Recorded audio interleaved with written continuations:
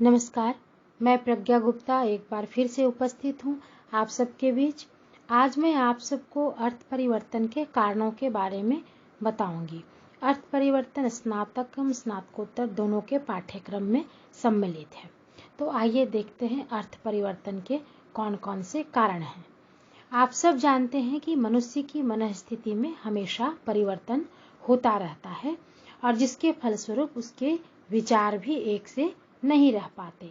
भाषा विचारों की वाहिका है, अतः उसे भी विचारों का साथ देना पड़ता है। इस साथ देने के प्रयास में ही उसके शब्दों में अर्थ परिवर्तन आ जाता है। इस परिवर्तन के मूल में कार्य करने वाले कारणों पर विचार करना थोड़ा मुश्किल है, क्योंकि वे इतने संयुक्त और गुथे रहते हैं कि उनका निश्चित स्वरूप दिखाई नहीं पड़ता। एक शब्द के अर्थ परिवर्तन पर विचार करते समय कभी एक कारण दिखाई पड़ता है तो कभी दूसरा। फिर भी एक बात तो निश्चित है कि सादृश्य, बल का अपसरण, भाव साहचर्य आदि ही घूम फिरकर अर्थ परिवर्तनों में अधिक कार्य करते दिखाई पड़ते हैं। इसके अतिरिक्त कुछ सामाजिक और भौगोलिक कारण भी होते हैं, किंतु इनका भी प्रभाव सीधा न पड़कर उन्हीं के रास्ते पड़ता है और कभी कभी व्यक्ति या संप्रदाय में विचार विभिन्नता के कारण भी अर्थ परिवर्तन हो जाता है। तो अर्थ परिवर्तन के कई कारण हैं। इन कारणों पर हम एक एक कर विचार करेंगे।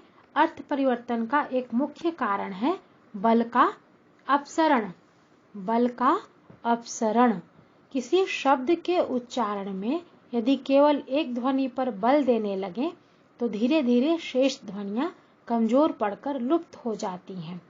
उपाध्याय जी परिवर्तित होकर ओझा इसी बल के अपसरण के कारण हुए हैं।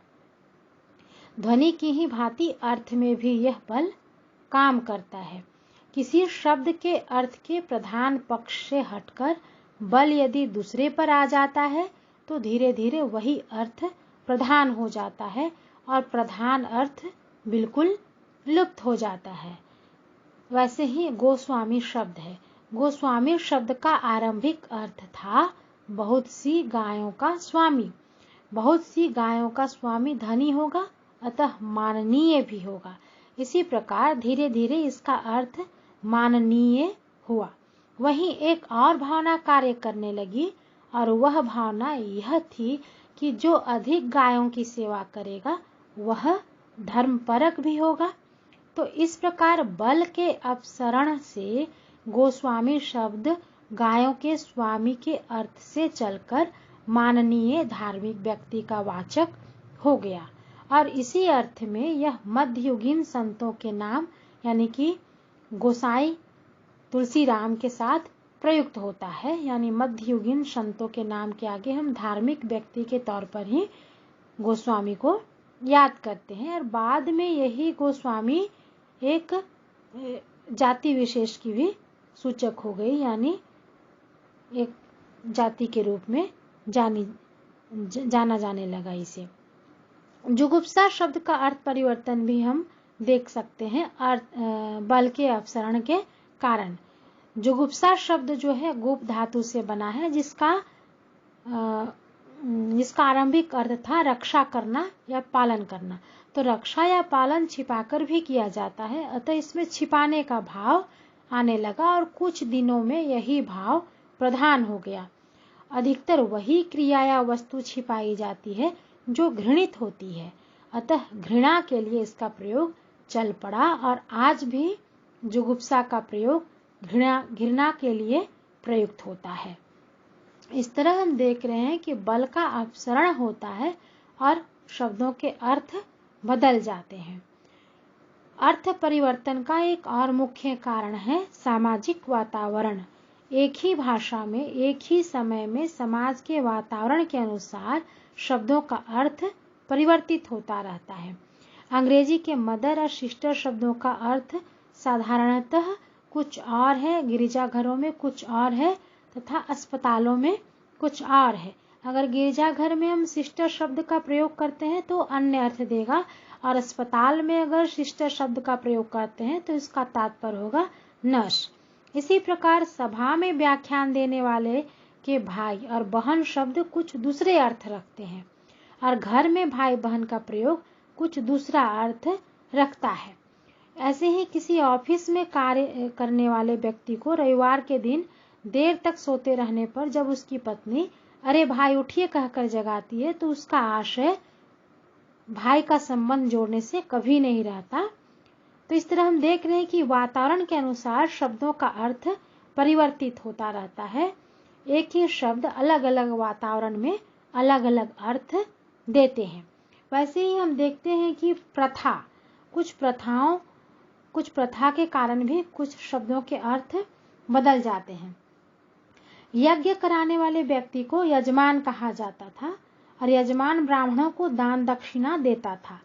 हालांकि यह प्रथा अब लुप्त हो गई, परंतु इस प्रथा का एक शब्द यजमान अभी भी जीवित है, परंतु परिवर्तित अर्थ के साथ। यानी यज्ञ करने वाले के लिए यजमान कहा जाता था, लेकिन अब एक साधारण व्यक्ति जो अपने यहाँ पूजा पाठ कराता है उसके लिए भी यजमान शब्द का प्रयोग होता है। और चूंकि वह ब्राह्मण को दान दक्षिणा देता है थोड़ा, इसलिए उस साधारण व्यक्ति को भी यजमान कहते हैं, जबकि वह यज्ञ नहीं कराता। इस तरह हम देख रहे हैं कि कुछ प्रथा के कुछ शब्द जो हैं वो परिवर्तित होकर प्रयुक्त हो रहे हैं। इसी तरह से हम देख रहे हैं कि एक और कारण है अर्थ परिवर्तन का, वह है विनम्र अभिव्यक्ति यानी या फिर नम्रता प्रदर्शन। नम्रतावश ऐसे शब्दों का प्रयोग ऐसे अर्थ में किया जाता है जो उस शब्द का वास्तविक अर्थ नहीं होता। जैसे अगर हम किसी व्यक्ति को, आदरणीय व्यक्ति को कहते हैं आज आप मेरी कुटिया को पवित्र कीजिए, तो यहाँ पवित्र करना का अर्थ आना नहीं है, लेकिन नम्रता के कारण हम कह रहे हैं कि पवित्र कीजिए, तो यहाँ पर पवित्र का तात्पर्य आने से लिया जाएगा। तो इस तरह से कई शब्द हैं जो नम्रता पूर्वक कहे जाते हैं और अर्थ बदल जाते हैं। अगर हम कहते हैं कि मेरी कुटिया में पधारे, चाहे करोड़ों का भवन हो, लेकिन हम विनम्रता प्रदर्शन करने के लिए कुटिया शब्द का प्रयोग कहते हैं, तो इस प्रकार कुटिया का अर्थ वहां पर बदलकर भवन हो जाता है। वैसे ही हम नम्रतावश किसी से पूछते हैं आपका दौलत खाना कहाँ है, भले ही वह छोटे से मकान में रहता हो, लेकिन हम कहेंगे कि आपका दौलत खाना कहाँ है। या फिर अपना घर भले ही बहुत बड़ा हो, लेकिन नम्रता प्रदर्शन के कारण हम कहेंगे कि मेरा गरीब खाना यही है। तो इस तरह से हम देख रहे हैं कि नम्रता प्रदर्शन के कारण कुछ शब्दों के अर्थ परिवर्तित होते हैं। उसी तरह से आधार सामग्री के आधार पर वस्तु का नाम या फिर निर्माणजन्य अर्थ के आधार पर भी शब्द के अर्थ बदल जाते हैं। कभी कभी जब कोई नई वस्तु बनती है तो किसी अन्य अच्छे नाम के अभाव में उसे सामग्री के नाम से ही पुकारने लगते हैं। इस प्रकार सामग्री के नाम के अर्थ में परिवर्तन हो जाता है। जैसे शीशा मूलतः सामग्री का नाम है। पहले धातु के दर्पण बनते थे, किंतु वे बहुत अच्छे नहीं होते थे और उनका मूल्य भी अधिक होता था। बाद में दर्पण शीशे के बनने लगे तो दर्पण को भी शीशा कहने लगे। इस प्रकार शीशा शब्द के अर्थ में परिवर्तन आ गया। ऐसे ही लैटिन भाषा में पंख को पेना कहते हैं, तो जब कलम पंख की बनने लगी तो कलम को पेना कहा जाने लगा। इस तरह पेना शब्द में बाद में अर्थ विस्तार हो गया और किसी भी पेन को हम पेन कहते हैं। तो यह जो पेन कहना है वो पहले के लैटिन के पेना शब्द का विकास है, जो पेना की पहले कलम के पंख के कलम को कहा जाता था। उसी तरह ईरान में पुस्तक चमड़े पर लिखते रहे हैं। चमड़े को फारसी में पोस्त कहते हैं और उन्हीं से सीखकर भारत में भी चमड़े पर लिखने लगे और पोस्त के आधार पर पुस्तक शब्द आया। तो बाद में अब कागज से बनने वाले पुस्तक को भी हम पुस्तक कहते हैं। तो हम देख रहे हैं कि निर्माणजन्य अर्थ हो जाता है, शब्दों के अर्थ बदल जाते हैं। इसी तरह निर्माण क्रिया के आधार पर हम वस्तु का नाम देखते हैं, यानी कि कहा जा सकता है कि प्रक्रिया से अर्थ परिवर्तन होता है। जैसे कि संस्कृत में ग्रंथ धातु का अर्थ है गूंथना, एक में सिलना, एक में बांधना। तो हमारे यहाँ भोजपत्र पर लिखकर उन्हें एक में सिलते या ग्रंथित कर देते थे, इसलिए पुस्तक के लिए ग्रंथ शब्द का प्रयोग चला। तो अब भी हम किसी भी पुस्तक को ग्रंथ कहते हैं। अर्थ परिवर्तन का एक मुख्य कारण है भाषांतर, यानी कि शब्द का एक भाषा से दूसरी भाषा में जाना। तो शब्द एक भाषा से दूसरी भाषा में जाता है तो उसमें प्रायः अर्थ संकोच हो जाता है, और इसका कारण है कि स्रोत भाषा में उसकी अर्थ परिधि बड़ी होती है, लेकिन वह शब्द दूसरी भाषा में अपनी पूरी अर्थ परिधि के साथ न आकर केवल सीमित अर्थ में आता है। जैसे कि अंग्रेजी का कोट शब्द लें तो अंग्रेजी में इस कोट का अर्थ था आवरण, तह, लेप या फिर लेप मूल अर्थ होता था। लेकिन जब हिंदी में यह शब्द आया तो हम इसका प्रयोग हिंदी में करते हैं कोट पहनने के अर्थ में। हम कोट पहनते हैं, कोट का अर्थ है लेप पर हम कोट पहनते हैं। तो उसी तरह से महिलाओं के लिए पेटी, कमरबंद को ध्यान में रखकर यह शब्द पेटीकोट बन गया। तो हम देख रहे हैं कि भाषांतर के परिणाम स्वरूप यह कोट शब्द जो है कहाँ से कहाँ पहुंच गया और अलग अलग अर्थ भी देने लगा। पीन शब्द में भी यही हुआ है। तो हिंदी में यह केवल आलपीन था, लेकिन अंग्रेजी में इसका अर्थ खूंटी आदि को भी लिया जाता था, लेकिन अब पीन का हम अर्थ संकुचित लेते हैं, पीन आलपीन के अर्थ में ही लेते हैं। तो इस तरह से देख रहे हैं कि भाषांतर के कारण भी कुछ शब्दों के अर्थ परिवर्तित हो जाते हैं, अर्थ संकोच हो जाता है। अर्थ परिवर्तन का एक और मुख्य कारण है, जैसे कि हम लोग अशोभन के लिए शोभन भाषा का प्रयोग करते हैं या फिर अपशब्द का वर्जन करते हैं। जैसे बुरे शब्दों के प्रयोग से हम हमेशा ही बचते आए हैं, इसलिए बुरे या अपशब्दों के स्थान पर नए शब्द गढ़ते हैं। जैसे मरने के लिए हम स्वर्गवासी होना कहते हैं या बैकुंठ लाभ, गंगा लाभ जैसे शब्दों का प्रयोग करते हैं। जैसे किसी को हम हुजूर की तबीयत खराब है न कहकर कहते हैं हुजूर के दुश्मनों की तबीयत नासाज है, या फिर किसी की विधवा होने पर कहते हैं चूड़ी फूटना, सुहाग लुटना, सिंदूर धुलना, या फिर लाश को मिट्टी कहते हैं या माटी कहते हैं। तो यहाँ पर हम अपशब्दों का प्रयोग नहीं करना चाहते, उनकी वर्जना करते हैं और इसलिए उसके स्थान पर शोभन भाषा का प्रयोग करते हैं। इसी तरह से अर्थ परिवर्तन का एक और कारण है शालीनता। मनुष्य जो है स्वभावतः शालीन रहना चाहता है, इसलिए वैसे शब्द जिनके प्रयोग से ऐसा लगता है कि हम थोड़े शालीन नहीं हो पा रहे हैं, तो वैसे शब्दों को हम नहीं प्रयोग करते हैं। जैसे स्त्री के लिए गर्भिणी शब्द का प्रयोग हम नहीं करते हैं, बल्कि उसके स्थान पर पांव भारी होना शब्द का प्रयोग करते हैं, और पांव भारी होने से तात्पर्य गर्भावस्था का तात्पर्य लिया जाता है। तो इस तरह से देख रहे हैं कि अर्थ परिवर्तन के कई कारण हैं। वैसे ही एक कारण है कटुता या भयंकरता, यानी कटुता या भयंकरता को छुपाने के लिए हम कुछ अलग शब्दों का प्रयोग करते हैं, यानी कि अशुभ शब्दों का प्रयोग नहीं करना चाहते। जैसे कि हमारी यह धारणा है कि अशुभ बोलने से गंभीर और घातक जो रोग हैं वो बढ़ जाते हैं या फिर बुरा होता है।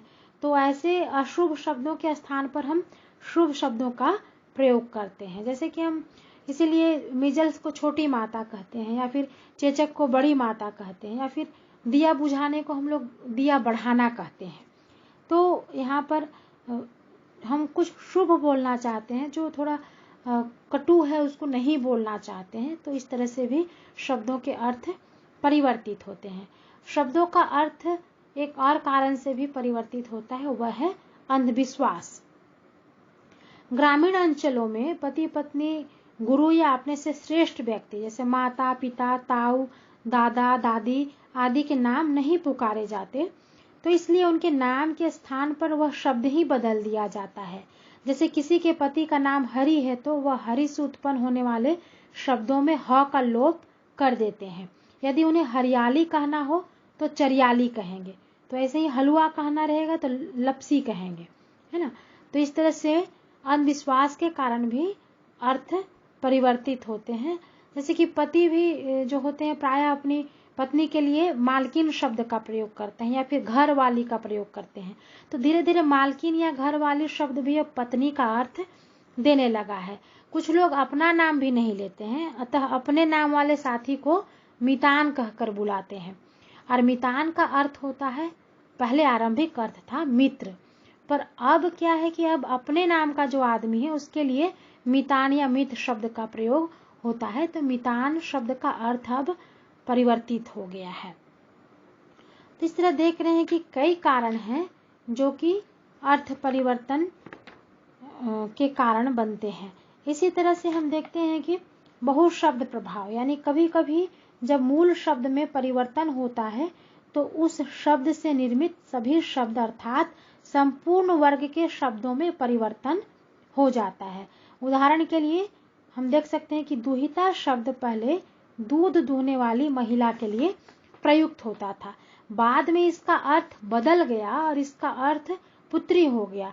और इस प्रकार दुहिता से बने समस्त शब्द जैसे दौहित्र, दौहित्रायण, दौहित्री, इनका अर्थ भी बदल गया।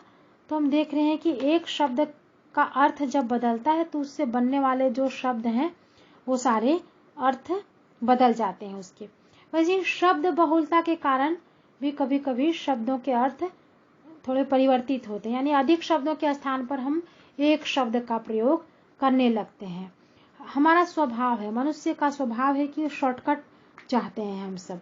जैसे कि पहले रेलगाड़ी कहने से रेलगाड़ी का अर्थ लिया जाता था, लेकिन गाड़ी को अब छोड़ दिया गया, अब बस रेल कहने से ही रेलगाड़ी का अर्थ पता चल जा रहा है। वैसे ही फाउंटेन पेन कहा जाता था पहले, कलम के लिए पेन हम लोग कहते हैं ना, तो फाउंटेन पेन होता था, लेकिन अब हम फाउंटेन नहीं बोलते हैं, सिर्फ पेन बोलते हैं। तीसरे से देखने की अधिक शब्दों के स्थान पर हम कम शब्दों का प्रयोग करना चाहते हैं। वैसे ही अंग्रेजी में नेक टाई कहते थे, अब सिर्फ टाई कहते हैं, टाई से ही नेक टाई शब्द को मान लिया जाता है, उसी अर्थ को लिया जाता है। जैसे पहले हाथी को हस्तिन मृग कहा जाता था, तो बाद में मृग शब्द को छोड़ दिया गया और हस्तिन को ही लिया गया, यानी हाथी मान लिया गया। तो इस तरह से हम देख रहे हैं कि अर्थ परिवर्तन का एक कारण अधिक शब्दों के स्थान पर एक शब्द का प्रयोग भी होता है, तो वह अर्थ परिवर्तन का एक कारण बनता है। वैसे ही देख रहे हैं सादृश्य के कारण, कभी लगभग समान ध्वनि के कारण अर्थों को सादृश्य के आधार पर परिवर्तित कर दिया जाता है। जैसे आश्रय शब्द का अर्थ है सहारा देना और प्रश्रय का अर्थ है विनम्रता, लेकिन आश्रय शब्द के सादृश्य के कारण प्रश्रय का अर्थ भी बदल गया है और यह भी आश्रय जैसा ही अर्थ देने लगा। यानी प्रश्रय का अर्थ था विनम्रता और आश्रय का आश्रय देना, सहारा देना, लेकिन आज हम आश्रय और प्रश्रय दोनों को एक ही अर्थ में, सहारा देने के अर्थ में प्रयुक्त करते हैं। अर्थ परिवर्तन का एक और मुख्य कारण है अज्ञान। कभी कभी अज्ञानतावश किसी शब्द का अर्थ साहित्यकार गलत समझ लेते हैं और उसका प्रचलन गलत रूप में ही चल पड़ता है। जैसे धन्यवाद शब्द मूलतः संस्कृत में प्रशंसा के लिए प्रयुक्त होता था, धन्यवाद का अर्थ गलत प्रचारित हो गया और यह आभार प्रदर्शन के लिए प्रयुक्त होने लगा, जबकि आभार प्रदर्शन के लिए संस्कृत में साधुवाद शब्द मिलता है, पर हम आज साधुवाद शब्द का प्रयोग नहीं करते हैं, बल्कि आभार प्रदर्शन के लिए धन्यवाद शब्द का प्रयोग करते हैं, जो कि पहले प्रशंसा के लिए प्रयुक्त होता था। तो इस तरह हम देख रहे हैं कि अज्ञान के कारण भी कुछ शब्दों के अर्थ परिवर्तित हो जाते हैं। पुनरावृत्ति के कारण भी अर्थ परिवर्तित होते हैं। कभी कभी सामाजिक प्रयोग के कारण शब्दों में पुनरावृत्ति आ जाती है, लेकिन उसके अर्थ में पुनरावृत्ति नहीं होती। जैसे फूलों का गुलदस्ता का अर्थ है बुके या पुष्पगुच्छ, लेकिन गुल का अर्थ है फूल और दस्ता का अर्थ है हाथ में पकड़ने हेतु मूठ का आकार देना। इस प्रकार गुलदस्ता पुष्प गच्छ का पूरा अर्थ देता है, मैंने गुलदस्ता कहते हैं तो उसी से होता है बुके या पुष्पगुच्छ, फिर भी हम पुनरुक्ति द्वारा फूलों का गुलदस्ता कहते हैं। तो यहाँ पर देख रहे हैं कि इन शब्दों का अर्थ थोड़ा बदल रहा है, पुनरावृत्ति कर रहे हैं हम। यहाँ पर पुनरावृत्ति भी अर्थ परिवर्तन का कारण बनता है।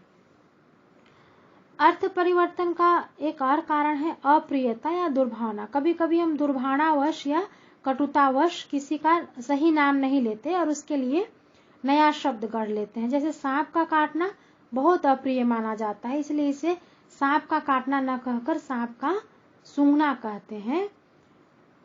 तो इस तरह से हम देख रहे हैं कि अप्रियता के कारण भी कुछ शब्दों के अर्थ परिवर्तित हो रहे हैं, अर्थ बदल जा रहे हैं।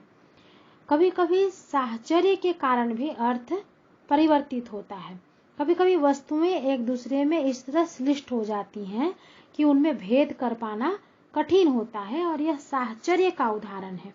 जैसे कि हम कहते हैं कि पत्र में बहुत त्रुटियां हैं, तो यहाँ त्रुटियां कागज में नहीं है, बल्कि त्रुटियां कागज में लिखी गई भाषा में है। लेकिन यहाँ हम पत्र में लिखी भाषा में त्रुटियां बहुत हैं नहीं कहते हैं, बल्कि कहते हैं कि पत्र में त्रुटियां बहुत हैं। तो अतः साहचर्य के कारण यहाँ पत्र की भाषा का अर्थ पत्र से निकल रहा है, जबकि पत्र का अर्थ सिर्फ कागज होना चाहिए, लेकिन हम पत्र की भाषा को कहते हैं कि पत्र में त्रुटियां हैं। इस प्रकार देख रहे हैं कि अर्थ में परिवर्तन हो रहा है। कभी कभी होता है कि अर्थ की अनिश्चितता, यानी कुछ शब्दों के अर्थ व्यक्ति अपनी सोच और अपने संस्कारों के आधार पर लेता है। जैसे अहिंसा का अर्थ अत्यधिक व्यापक है, परंतु सामान्य जन इसका अर्थ समझते हैं किसी की हत्या न करना, जबकि अहिंसा का तात्पर्य है कि कुछ भी ऐसा नहीं करना चाहिए जिससे किसी का मन दुखे। लेकिन हम अहिंसा का अर्थ लेते हैं कि किसी की हत्या ना करना। गांधी जी ने जिस अहिंसा का उल्लेख किया था वो व्यापक अर्थ में था, लेकिन अब धीरे धीरे अर्थ बदल गया अहिंसा का। इसी तरह भावना या आवेश में भी हम देखते हैं कि अर्थ परिवर्तित हो जाता है। भावना या उद्वेग के कारण बोलने का जो ढंग बदल जाता है, उससे भी अर्थ परिवर्तन होता है। जैसे गुरु बड़ा सम्मानित शब्द है, लेकिन बोलने का ढंग बदल जाए और हम कहें कि कहो गुरु, है ना, तो यहाँ पर गुरु शब्द का अर्थ बदल जाता है। या फिर कहते हैं कि वह बड़ा गुरु निकला, यानी कि थोड़ा चालाक निकला, इस अर्थ में कहते हैं। तो इस तरह से देख रहे हैं कि भावना या आवेश के कारण अर्थ बदल रहा है शब्द का। या फिर हम प्यार में किसी को अच्छा बेटा कहते हैं, या फिर गुस्से में कहते हैं अच्छा बेटा, तो यहाँ पर अर्थ परिवर्तित हो रहा है। दोनों का संदर्भ जो है वो अर्थ बदल देता है। तो हम देख रहे हैं कि भावना या आवेश के कारण कुछ शब्दों के अर्थ जो हैं बदल जाते हैं। व्यक्तिगत अनुभव के कारण भी कुछ शब्दों के अर्थ जो हैं वो बदल जाते हैं। जैसे कि बहुत सारे जगहों पे व्यक्तिगत अनुभव के कारण शब्दों के अर्थ बदल जाते हैं। उसी तरह से वस्तु और वर्ग, यह भी अर्थ परिवर्तन का एक कारण है। स्याही का अर्थ होता है काली स्याही, यानी कि यह स्याह शब्द से बना है और स्याह का अर्थ है काला, परंतु आज हरी, नीली, बैंगनी सभी प्रकार की स्याही के लिए यह शब्द प्रयुक्त होता है। और हम किसी भी तरह की स्याही को स्याही समझते हैं, मतलब कि काली स्याही को ही बस काली स्याही नहीं मानते। तो हम यहाँ पर देख रहे हैं वस्तु और वर्ग के कारण भी अर्थ परिवर्तित हो रहा है। साहित्यिक प्रयोग के कारण भी अर्थ परिवर्तित होते हैं। साहित्य में भाषा का कई रूपों में अर्थ ध्वनित होता है। जैसे कि अगर हम किसी को महापंडित कहते हैं तो कभी कभी वह मूर्ख का भी अर्थ देता है, या फिर धर्मावतार कहते हैं तो अधर्मी अर्थ भी देता है। तीसरा हम देख रहे हैं कि साहित्यिक प्रयोग के कारण भी कभी कभी अर्थ परिवर्तित होता है। व्यंग्य के कारण भी अर्थ परिवर्तित होता है। व्यंग्य के शब्दों में अधिकतम अर्थादेश हो जाता है और नए नए अर्थ लिए जाते हैं। जैसे कि अगर हम कभी कभी कहते हैं कि ये तो युधिष्ठिर के अवतार निकले, तो वहां पर हम सत्यवादी नहीं कहना चाहते हैं, बल्कि असत्यवादी कहने के तौर पर युधिष्ठिर के अवतार कहते हैं। या फिर भाग्य के सबसे बड़े साथी हैं कहते हैं, तो वहां पर अभागा के अर्थ पर उस शब्द का प्रयोग होता है। या फिर कहते हैं कि लक्ष्मी का पति है, तो यहाँ पर दीन अर्थ में लक्ष्मी का पति प्रयुक्त होता है। उसी तरह से धर्मावतार शब्द का भी प्रयोग हम देख रहे हैं। तो यहाँ व्यंग्य के कारण भी कई शब्द के अर्थ जो हैं परिवर्तित हो जाते हैं, बदल जाते हैं। कभी कभी किसी शब्द, वर्ग या वस्तु में एक विशेषता का प्राधान्य हो जाता है, उसके कारण भी शब्दों के अर्थ बदल जाते हैं। जैसे कि कोई खास वस्तु या वर्ग एक प्रतीक समझी जाने लगती है और उसमें अर्थ विस्तार या अर्थ संकोच दोनों ही होता है।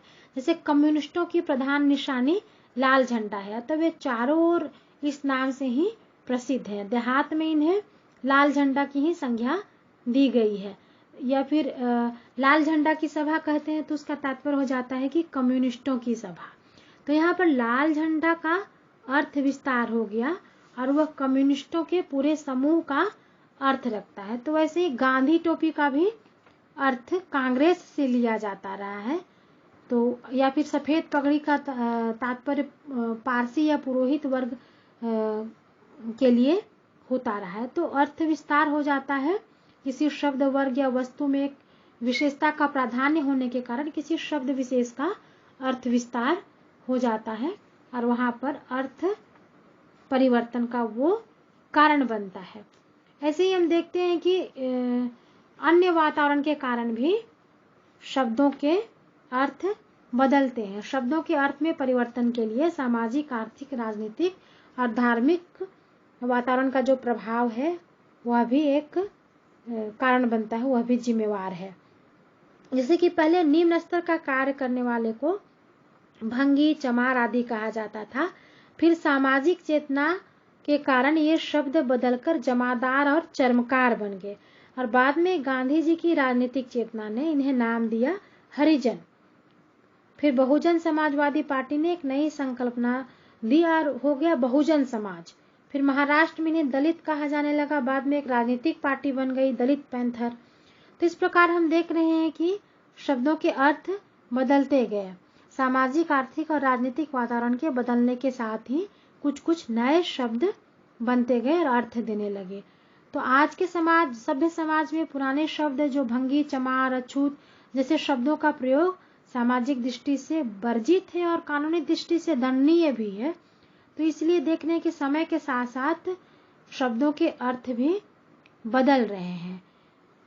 तो यहाँ पर हम देख रहे हैं कि अर्थ परिवर्तन के कई कारण हैं, जिसमें एक मुख्य कारण है बल का अपसरण, प्रथा, सामाजिक वातावरण, नम्रता प्रदर्शन या फिर निर्माणजन्य वस्तु के आधार पर शब्दों का बदलना, भाषांतर के कारण अर्थ परिवर्तन, जानबूझकर अर्थ भेद करने के कारण, अशोभन वस्तुओं शब्दों के स्थान पर शोभन शब्दों के प्रयोग के कारण अर्थ परिवर्तन, अपशब्द वर्जन के कारण अर्थ परिवर्तन, अंधविश्वास के कारण अर्थ परिवर्तन, शालीनता के कारण, पुनरावृत्ति के कारण, सादृश्य, अज्ञान आदि के कारण, शब्द बहुलता के कारण या फिर भावना या आवेश के कारण, साहचर्य के कारण। तो कई कारण देख रहे हैं अर्थ परिवर्तन के, कई कारण हैं जो अर्थ परिवर्तन का कारक बनते हैं